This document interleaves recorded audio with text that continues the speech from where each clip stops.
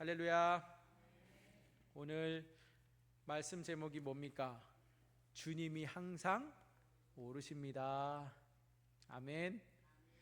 우리 평생에 하나님 앞에 고백되어지는 그러한 우리의 기도요 고백이 될 수 있기를 축복합니다.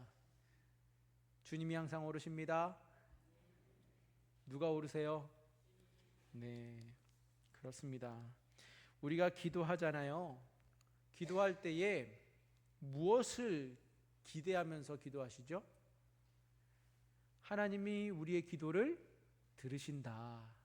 하나님은 우리의 기도에 응답하신다 하는 확신 가지고 기도하는 것 아니겠습니까? 이러한 확신이 없다면, 이러한 믿음이 없다면 왜 기도하겠어요? 그런데 때로는요, 우리가 기도하면서도 참 이러한 것까지 하나님이 기도를 들어주실까? 이러한 기도도 하나님께서 응답해 주실까 하는 그런 기도들도 가끔 있어요. 그런데 우리는 기도할 때 말씀드린 것처럼 항상 하나님께로부터 원하는 것은 예스예요. 하나님께서 오케이, 컨펌 해주시면서 꾹 도장 찍어주시기를 기대하면서 기도하잖아요. 근데 말씀드린 것처럼 하나님께서 이런 것도 기도를 들어주실까 하는 그러한 기도들도 가끔 있지요. 그런 기도들은 대부분 이기적인 기도라고 할 수 있죠. 내가 봐도 너무 이거 좀 과한가? 그런 양심에 조금 그러한 거리낌이 있는 기도들도 가끔씩 있어요. 저는 하나님이라면 참 난감하시겠다 싶은 그러한 기도의 순간이 어느 때라고 생각하냐면요, 스포츠 경기에서 양쪽 팀에서 하나님한테 기도를 하는 거예요. 우리 팀이 이기게 해달라고. 이쪽 팀이 기도하면서 하나님 우리가 이기게 해달라. 저쪽 팀도 분명 하나님한테 지금 우리 팀이 이기게 해달라 기도하는데 하나님은 어느 편의 기도를 들어주셔야 되는 걸까? 참 난감하지 않습니까? 그런데 우리는 기도가 항상 포커스가 어디에 있어요? 나에게 있어요. 분명한 것은요, 하나님께서는 우리의 기도를 들으시는 하나님이십니다. 그리고 하나님께서는 우리에게 가장 좋은 것으로 주시는 하나님이십니다. 그렇기 때문에 하나님의 그 응답에 대해서 우리는 사실 한치의 의심도 가질 필요가 없습니다. 문제가 있어요. 문제가 언제 생기는지 아십니까? 나의 기도에 대해서 하나님이 응답하신다라는 그 확신은, 믿어 의심치 않는 그런 확신이 우리에게 있지만, 문제는요, 그 응답이 항상 내가 정해놓은 답에 맞게 응답이 되어야 한다라는 거예요. 나는 이미 답을 정해놓고 하나님 예스라고 답해 주셔야 됩니다 라고 기도한다라는 거예요. 그런데 하나님은 가끔 노라고도 답을 하시잖아요. 아니야, 그건 아니잖아 하시면 어떻습니까? 여러분, 그렇습니까? 주님 알겠습니다 하고 단념하세요? 어떠세요? 하나님 그건 아니라고요, 이겁니다 하면서 내가 정해놓은 대로 하나님께서 응답해 주실 때까지 어떻게 해요? 막 매달리잖아요. 작정 기도를 합니다. 하나님 아시죠? 그대로 해주셔야 됩니다. 그런데 작정 기도를 해도 왠지 이게 안 풀리네요. 그럼 어떡하죠? 계속 떼써야죠. 하나님 저 금식 기도 들어갑니다. 3일 했는데 이게 응답이 없네. 일주일까지 연장합니다. 그래도 내가 원하는 답이 안 나와요. 큰 각오를 하고 40일 금식 기도에 들어갑니다. 그러면 하나님이 어떻게 하셔야 될까요? 내 기도를 들어주셔야 됩니까? 하나님이 그렇게 하셔야 될까요? 참 우리에게 있어서 딜레마라고 할 수 있는 늘 내적인 갈등과 싸움이, 충돌이 일어나는 것이 무엇이냐 하면 하나님께서는 분명 그것이 우리에게 좋은 것이 아니기 때문에 노라고 말씀하시는데, 나는 여전히 그것을 집착하고 포기하지 못한 채로 하나님 예스라고 빨리 말씀해 주세요, 저에게 빨리 그것을 응답해 주세요 하면서 매달리고 때를 쓸 때 말입니다. 그런데 오늘 말씀의 제목처럼 답은 정해져 있습니다. 누가 오르세요? 항상 주님이 오르십니다. 내가 아니고 주님이 오르십니다 고백할 수 있는 저와 여러분이 되시기를 바랍니다. 주님의 예스도 또 주님의 노, 그 응답마저도 사실은 항상 우리에게 있어서 그것이 최상의 응답입니다. 주님 응답 앞에 우리는 항상 예스로 순종할 수 있기를 축복합니다. 주님의 노 앞에서도 우리는 항상 예스라고 대답할 수 있는 저와 여러분이 되시기를 바랍니다. 주님의 응답을 우리가 항상 예스라고 순종하기 위해서는 우리가 반드시 거쳐야 할 과정이 있는데요, 우리가 필요한 것이 세 가지가 있습니다. 분별과 순종 세 가지씩이 있는데, 분별해야 되는 것 세 가지, 순종해야 되는 것 세 가지를 오늘 말씀을 통해서 살펴보기를 원합니다. 먼저 우리는 무엇을 분별해야 하는가? 첫 번째는요, 이것이 과연 하나님의 뜻이냐 아니면 나의 뜻이냐, 이것을 우리가 분별해야 되는 거예요. 이게 하나님의 뜻이라면 내가 아무리 매달린다고 해서 해결될 일이 아닙니다.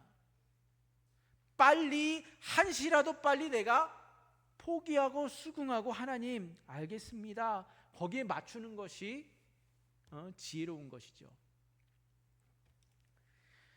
예를 들자면 성경에서 주님께서 아니야, 그러면 안 돼 말씀하셨을 때 자기의 고집을 내세우지 아니하고 알겠습니다 주님 하면서 순종했던 사람이 있습니다. 다윗입니다. 다윗이 역대상 22장에 보니까 성전을 건축하고자 하는 마음이 있었습니다. 자신은 백향목으로 지은 궁전에 살고 있는데 하나님은 여전히 저 천막에서 거하고 계시는 것이 마음에 걸렸어요. 그래서 하나님께 자신이 성전을 지어드리고자 하는 마음이 있었습니다. 근데 다윗에게 하나님은 뭐라 말씀하셨죠? 22장 7절 8절 말씀해 보니까 다윗이 솔로몬에게 이르되 내 아들아, 나는 내 하나님 여호와의 이름을 위하여 성전을 건축할 마음이 있었으나 여호와의 말씀이 내게 임하여 이르시되 너는 피를 심히 많이 흘렸고 크게 전쟁하였느니라. 내가 내 앞에서 땅에 피를 많이 흘렸은즉 내 이름을 위하여 성전을 건축하지 못하리라. 아니, 하나님의 마음에 합당했던 사람 다윗인데 하나님께서 다른 사람도 아니고 다윗에게 노라고 말씀하신 것입니다. 그것도 자신을 위해서 궁을 짓겠다는 것이 아니고 하나님을 위하여 집을 짓겠노라고, 하나님의 성전을 짓겠노라 그가 마음먹었지만 하나님께서는 그에게 아니다, 노라고 말씀하셨죠. 그랬을 때에 다윗은 하나님의 뜻을 분별합니다. 하나님께서 원하시는 것이 무엇인지를 그가 이해한 것이죠.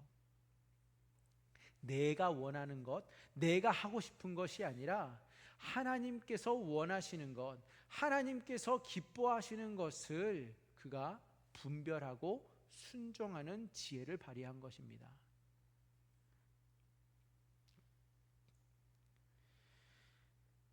그러면서 역대상 22장 14절에 보니까 다윗이 무엇을 합니까?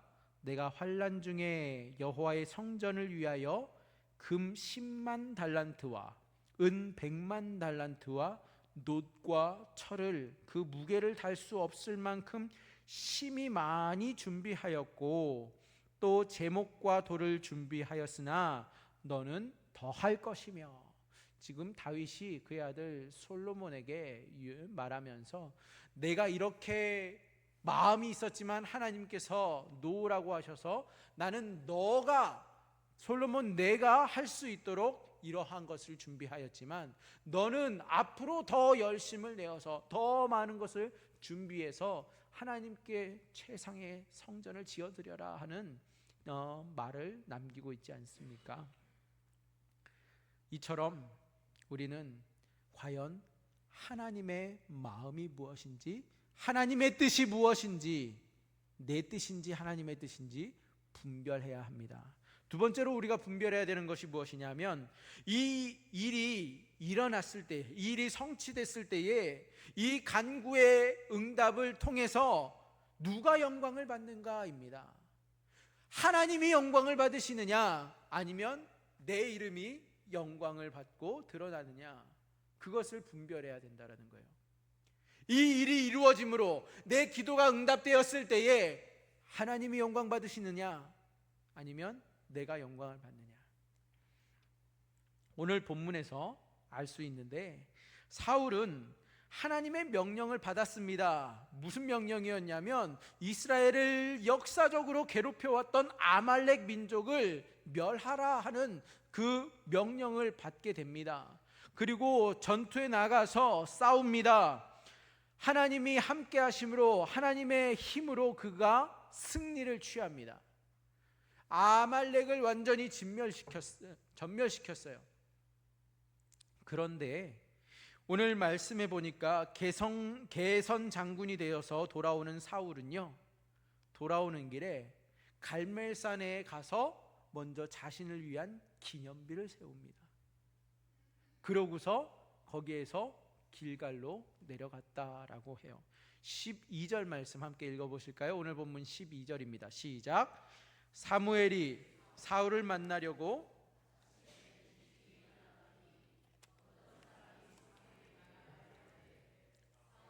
갈멜에 이르러 자기를 위하여 기념비를 세우고 발길을 돌려 길갈로 내려갔다 하는지라. 아멘. 이 승리는 누가 주신 겁니까? 하나님이 주신 승리입니다. 분명 그렇습니다. 그런데 지금 돌아오는 길에 갈멜에 가서 그가 세운 기념비는 누구를 위하여서 세웠다고 해요? 자기를 위하여. 갈멜이 어딘지 아세요? 갈멜은요, 이스라엘의 서쪽에 있는 해안가, 지중해에 딱 맞닿아 있는 높은 산입니다. 그 높은 갈멜산 위에 자기를 위한 기념비를 세우면 잘 보여요, 안 보여요? 무지 잘 보이겠죠? 사울은 지금 그 갈멜에 기념비를 세움으로써 자신의 업적을 길이길이 남기고 싶었던 겁니다. 뭐 그것이 잘못됐느냐? 뭐 잘못됐다고 안 할 수도 있겠죠. 그런데 문제는요, 오늘 보시면 이 하늘을 찌르는 듯한 그 군사들의 사기와 또 이들을 맞이하는 백성들이 뭐 가만히 있었겠어요? 사울을 맞이하면서 얼마나 그를 칭송하면서 그를 환호하고 영접했겠습니까? 그 승리의 공을 지금 자신의 업적으로 남기고 싶어서 자기를 위한 기념비를 세웠음을 볼 수 있습니다. 그런데 그것도 언제 그랬어요? 하나님 앞에, 하나님이 주신 승리인데 하나님 앞에 아직 감사의 제사를 드리기도 전에 그 무엇보다 가장 먼저 한 것이 자기를 위한 기념비를 세우는 일이었다라는 것. 사울의 마음이 어디에 있었는지를 보여주고 있죠. 그만큼 가장 신속하고 빠르게 행한 일임을 보여주는 것은 자기가 그만큼 중요하게 생각하고 최우선으로 여기고 있었다라는 것을 말해줍니다. 과연 이 일로, 이 승리로 인하여서 누가 영광을 받았어요? 하나님이 영광 받으셨습니까? 아닙니다. 사울이 하나님께 영광을 돌렸습니까? 전쟁에 앞서 출전하던 이들이 사실 출전을 앞두고 하나님 앞에, 하나님, 우리가 전쟁 나가서 이기면, 내가 싸움터 나갔다가 죽지 않고 돌아오면 이러이러하겠습니다. 무슨 서원을 하고 갔을까요? 그런데 그들은 돌아올 때 모두가 다 하나님은 안중에도 없고 자신들의 승리에 도취되어서 사울은 자신을 위하여 기념비를 세우고 그들은 갈매를 거쳐 길갈로 내려갔다 했습니다. 세 번째로 우리가 분별해야 되는 것이 또 있습니다. 그것은 타이밍입니다. 하나님의 타이밍. 과연 지금이 하나님의 때인가? 아니면 그냥 내가 성급해서 매달리는 것은 아닌가? 모세를 생각해 보시면 모세는 그의 나이 40에 가장 혈기왕성하고 그의 인생의 최고 전성기를 맞이했을 때에 그의 힘으로, 그의 지위로, 그의 지식으로 이스라엘을 출애굽시키려고 마음먹었던 사람입니다. 그런데 하나님께서는 그러한 모세를 40년 동안 미디안 광야에서 무명의 세월을 보내게 하셨죠. 왜요? 하나님의 때가 아니었죠. 바울은 어떠했습니까? 바울도 회심하고 주님을 만나 이제 그 열정을 가지고 복음을 위하여서 살겠노라 하는 바울에게 그에게도 아라비아 광야에서 3년의 시간이 필요했던 것을 기억할 수 있습니다. 불타오르는 가슴과 소명으로 충만한 모세도 바울도 모두가 다 하나님의 때를 기다려야 했습니다.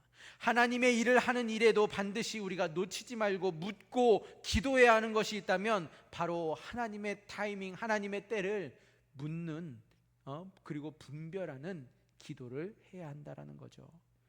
여호수아 여러분 기억하십니까? 우리가 여호수아를 계속 묵상했을 때에 기브온 사람들을 만났습니다. 근데 기브온 사람들이 여호수아를 작정하고 속이지 않습니까?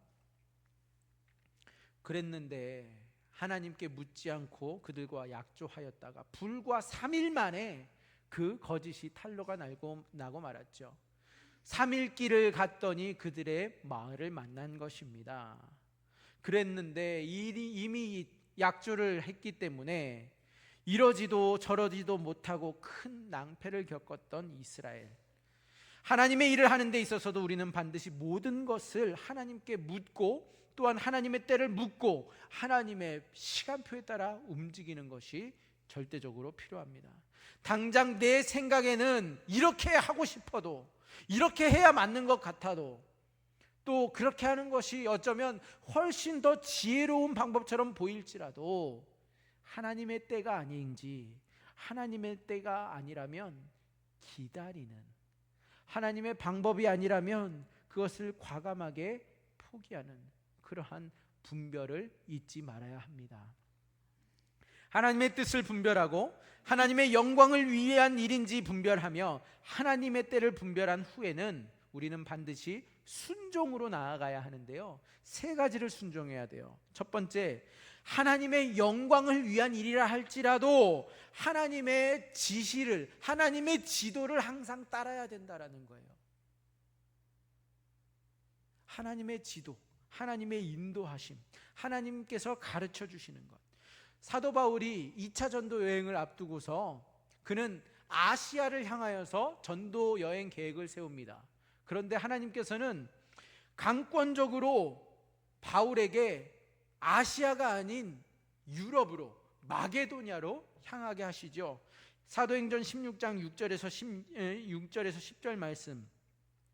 성령이 아시아에서 말씀을 전하지 못하게 하시거늘 그들이 부르기아와 갈라디아 땅으로 다녀가 무시아 앞에 이르러 비두니아로 가고자 애쓰되 예수의 영이 허락하지 아니하시는지라. 무시아를 지나 드로아로 내려갔는데 밤에 환상이 바울에게 보이니 마게도냐 사람 하나가 서서 그에게 청하여 이르되 마게도냐로 건너와서 우리를 도우라 하거늘 바울이 그 환상을 보았을 때 우리가 곧 마게도냐로 떠나기를 힘쓰니 이는 하나님이 저 사람들에게 복음을 전하라고 우리를 부르신 줄로 인정함이로라. 아멘. 아시아, 오늘날의 소아시아 터키를 향하여서 사도 바울은 전도 계획을 세웠습니다. 그런데 성령이 강권적으로 그를 막으시는 것을 그가 깨닫게 됩니다. 그런데 밤에 환상 중에 마게도냐 사람 하나가 나와서는 우리를 와서 도우라 하니 사도 바울이 나를 지금 나는 아시아로 가고자 하는 마음이 있습니다. 사도 바울도 그 아시아를 가슴에 품고 있는데 하나님께서는 아니다, 유럽이다, 마게도냐로 넘어가라.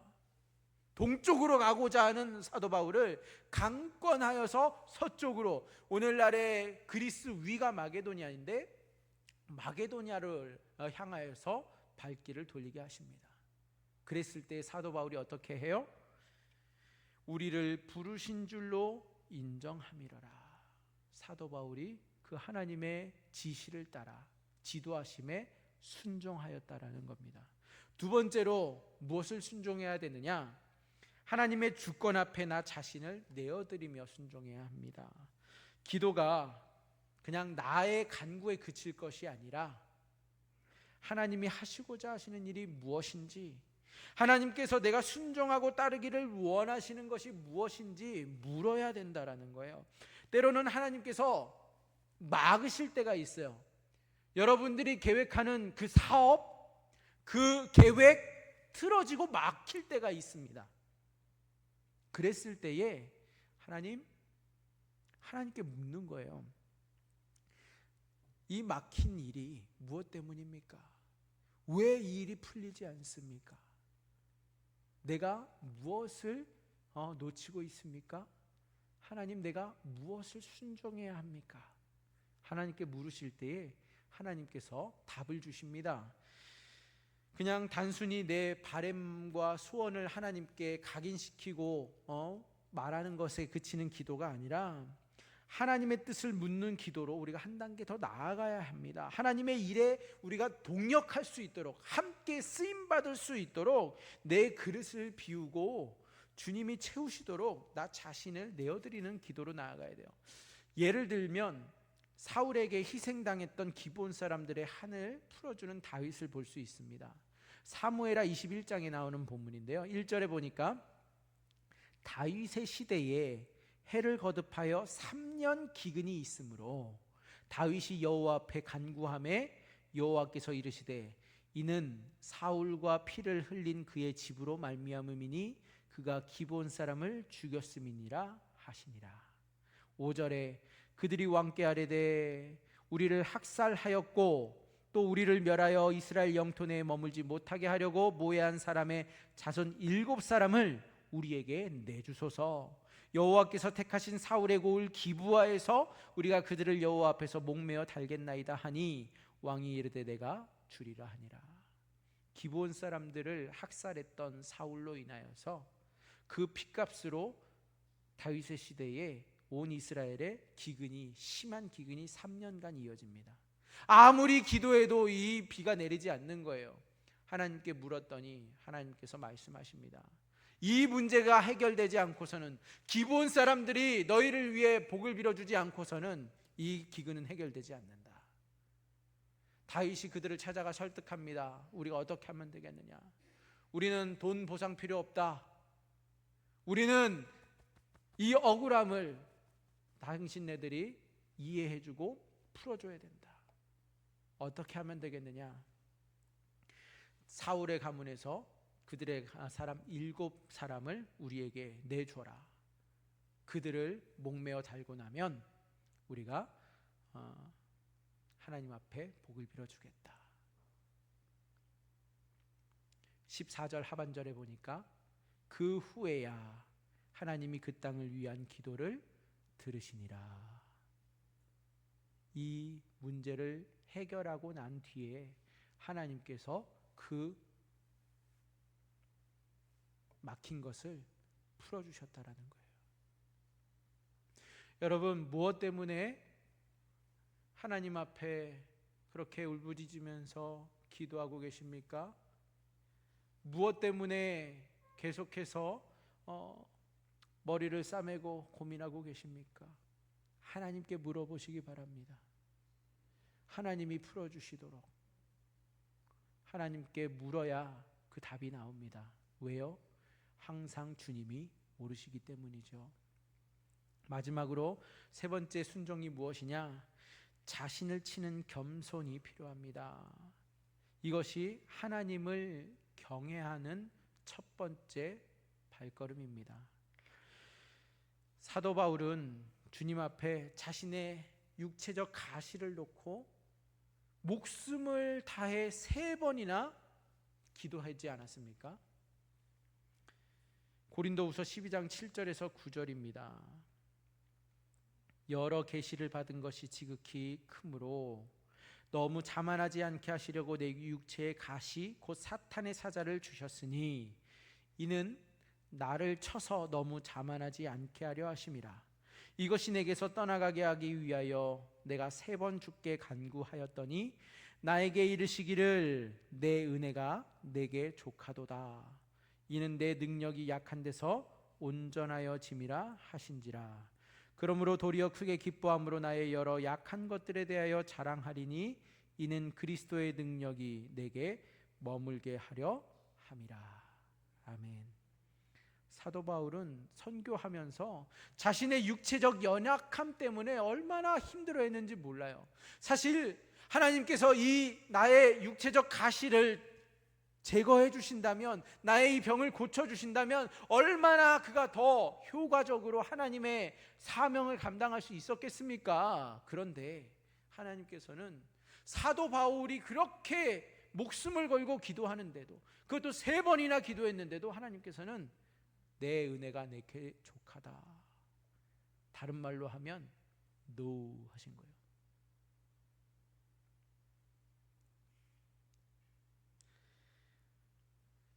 그런데 바울을 얼마나 힘들게 했으면 그것을 사탄의 사자라고 말하고 있어요. 그 가운데서 바울은 주님의 노마저도 예스 하면서 순종합니다. 그가 깨닫게 된 비밀 때문이에요. 그 비밀이 뭐냐 하면 이는 나를 쳐서 너무 자만하지 않게 하려 하심이라. 여러 계시를 받은 것이 지극히 크므로 너무 자만하지 않게 하시려고. 사도 바울같이 위대한 사도가 또 누가 있어요? 오늘날 우리에게 많은 서신들을 통하여 하나님의 말씀을 이렇게 명확하게 정리해 준 사람이 바울 아닙니까? 그런 바울에게 하나님께서는 안전장치로 교만하지 않도록, 하나님을 끝까지 놓치지 않도록 하기 위해서 육체의 가시를 넣어두었다 말씀하셨습니다. 그래서 제 카톡의 그 글에도 이 말씀이 수년째 지금 달려 있는데, 내 은혜가 내게 족하도다, 이 문구를 저는 제 고백으로 삼고 살아가고 있습니다. 왜요? 하나님 앞에 원하는 것은 많지만 근데 하나님 내게 주신 은혜가 더 크다라는 거예요. 그리고 여전히 하나님이 나에게 허락해 주시든 그렇지 않든 하나님 내게 주신 은혜가 나에게는 충분합니다. 그걸로 만족합니다. 그러한 나 자신을 치는 고백을 담은 각오입니다. 사도 바울이 하나님 앞에 겸손할 수 있었던 그 비결은 그의 연약함 때문이었고, 또 그 가운데 더욱 드러나는 하나님의 능력 때문이었다는 사실입니다. 여러분, 히스기야는 기도함으로써 15년이라고 하는 삶을 연장받았어요. 인생을 덤으로 더 살게 되었어요. 그렇다면 여러분 생각해 보세요. 히스기야의 기도와 바울의 기도, 누구의 기도가 더 영권이 세요? 히스기야입니까? 히스기야는 기도하는 대로 바로 15년을 즉시 연장받았으니까 히스기야예요? 그럼 바울입니까? 하나님 노 하셨는데? 여러분, 사실 누구의 기도가 여기서 영권이 더 세냐, 누구의 기도가 더 간절했느냐, 이것은 평가할 부분이 아닙니다. 중심 포인트를 완전히 잘못 잡은 거죠. 뭡니까? 결과적으로 보면은요, 도리어 바울은 자신의 가시를 하나님께서 그대로 두심으로 제거해 주시지 않은 것을 그가 수용함으로써 하나님 앞에 자신의 약함을 드러내고 하나님의 능력을 나타내는 그러한 도구로 쓰임을 받았습니다. 그리스도의 강함을 내가 드러낸다라고 고백하였어요. 자만해지지 않도록 하나님께서 내게 베풀어 주신 은혜다, 안전장치다라고 고백하지 않았습니까? 히스기야는 기도의 응답으로 15년을 더 연장받아 살았지만 그의 결과는요, 사실 득보다 실이 더 많아요. 그 15년이라고 하는 그 인생 연장된 덤으로 사는 인생 속에 그가 므낫세를 낳습니다. 그리고 므낫세가 히스기야를 이어서 왕이 되는데, 므낫세는 이스라엘의, 아니 유다의 가장 악랄한 왕 중에 하나로 손꼽힙니다. 아버지 히스기야가 제거했던 산당들과 모든 우상들을 다시 다 원상복구시켜 놓은 사람이에요. 그뿐만이 아니라 히스기야는 안타깝게도 그의 말년에 하나님의 은혜를 망각하고 우상숭배로 좋은 결말을 맺지 못했습니다. 오늘 본문으로 돌아오면 사울왕이 결정적으로 오늘 말씀 속에서 하나님께 버림을 받는 죄를 범한 이유가 무엇이었는지 생각해 보세요. 24절에 보면 그 이유를 찾아볼 수 있습니다. 24절 함께 읽어보실까요? 시작. 사울이 사무엘에게 이르되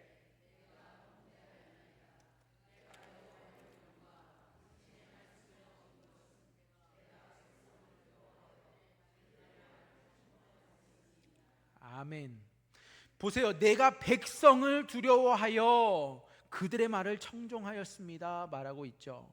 사실 백성을 두려워했다기보다는요, 그들을 인식하고 그들의 마음을 내가 어떻게든 얻어보고자 하는 그러한 마음이 더 컸다라는 거예요. 좋은 가축들을 죽이기 전에 그 가축들을 바라보는 백성의 눈빛이 저거 아까운데 하는 그러한 그 모습 때문에 그들의 마음을 읽고 또 그들에게 그것을 그래 너네가 그것은 취해도 돼 그러면서 어떻게 돼요? 허락함으로써 사울의 인기는 올라갔을지 모르지만 결국 그는 하나님의 명령을 어기고 말았습니다. 사무엘하 21장 2절에 보면요, 기브온 사람은 이스라엘 족속이 아니요 그들은 아모리 사람 중에서 남은 자라. 이스라엘 족속들이 전에 그들에게 맹세하였거늘, 여호수아 약점해졌던 걸 말하죠. 사울이 이스라엘과 유다 족속을 위하여 열심히 있으므로 그들을 죽이고자 하였더라. 이에 왕이 기브온 사람을 불러 그들에게 물으니라. 아까 3년의 기근이 원인이 이 학살 때문이라고 말씀드렸어요. 사람들의 인심을 얻기 위해, 유다 족속의 마음을 얻기 위해서 사울이 강행했던 것은 하나님 앞에 약조했던 기브온 사람들을 그 자리에서 학살하는 그러한 이 만행을 저질렀다라는 거예요.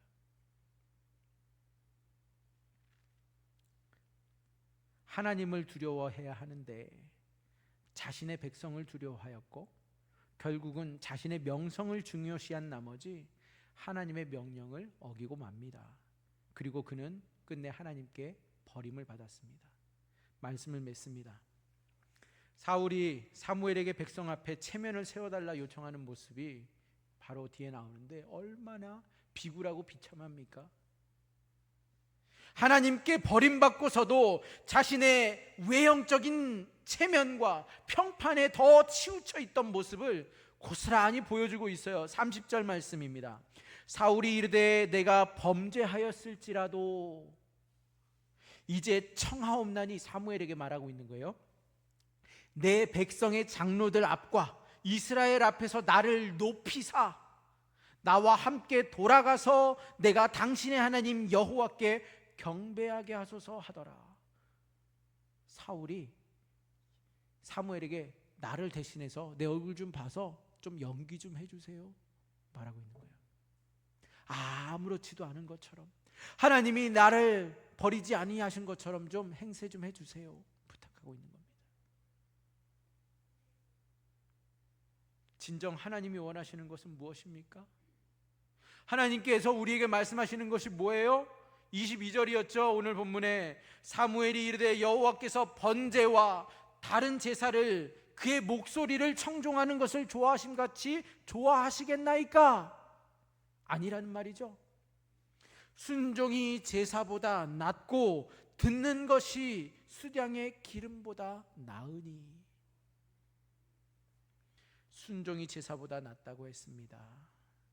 무슨 말입니까? 아버지의 마음은 어떠한가? 그것을 바로 알아야 우리가 아버지를 기쁘시게 드릴 수 있는 것입니다. 하나님 아버지는 우리에게 원하시는 것이 무엇일까요? 오늘 시간이 좀 갔지만 1분 정도 함께 기도했으면 좋겠습니다. 왜 순종이 제사보다 낫다고 하셨을까? 하나님 아버지의 마음을 바로 알고 또 그 원하시는 것을 해드리는 것이 마땅하지만 하나님의 뜻마저도 나의 뜻으로 대체하고 하나님이 나의 기준에 맞춰줘야만 한다라는 그러한 생각 하나님 이제 떨쳐버리고 주님이 항상 옳으십니다. 주님이 노라고 하셔도 그게 옳으십니다. 그렇게 고백할 수 있는 그러한 자리로 나아갈 수 있는 저와 여러분이 될 수 있게 해달라고 이 시간 주님 앞에 주여 함께 외치면서 기도하실까요? 주여.